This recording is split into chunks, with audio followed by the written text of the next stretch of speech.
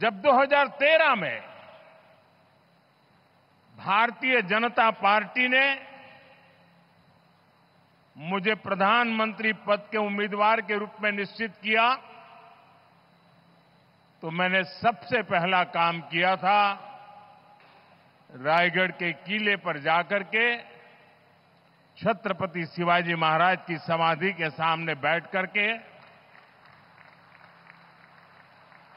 प्रार्थना की थी।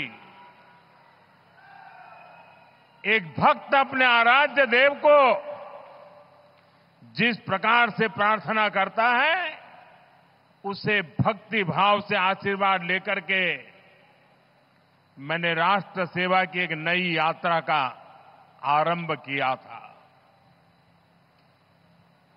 पिछले दिनों सिंधुदुर्ग में जो हुआ मेरे लिए, मेरे सभी साथियों के लिए छत्रपति शिवाजी महाराज ये सिर्फ नाम नहीं है। हमारे लिए छत्रपति शिवाजी महाराज ये सिर्फ राजा महाराजा राजपुरुष मात्र नहीं है। हमारे लिए छत्रपति शिवाजी महाराज आराध्य देव है।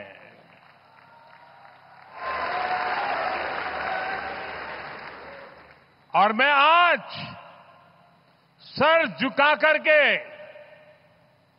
मेरे आराध्य देव छत्रपति शिवाजी महाराज की उनके चरणों में मस्तक रख के माफी मांगता हूं।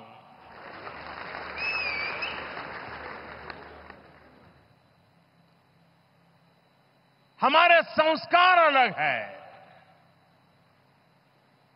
हम वो लोग नहीं हैं जो आए दिन भारत मां के महान सपूत इसी धरती के लाल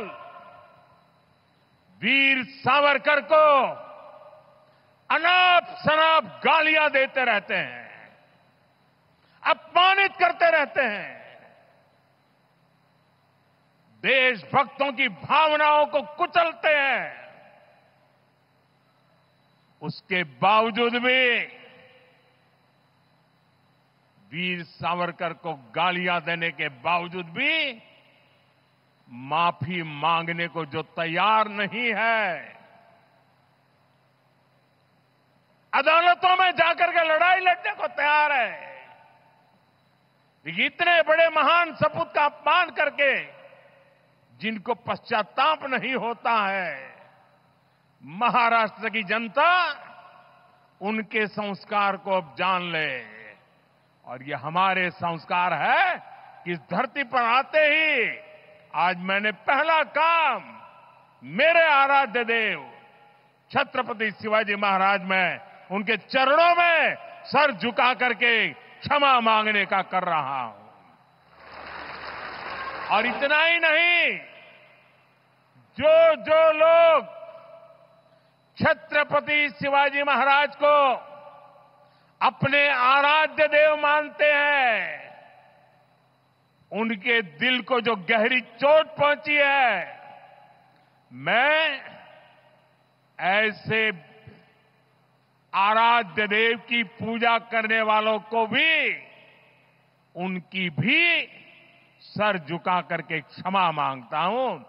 मेरे संस्कार अलग है। हमारे लिए हमारे आराध्य देव से बड़ा कुछ नहीं होता है।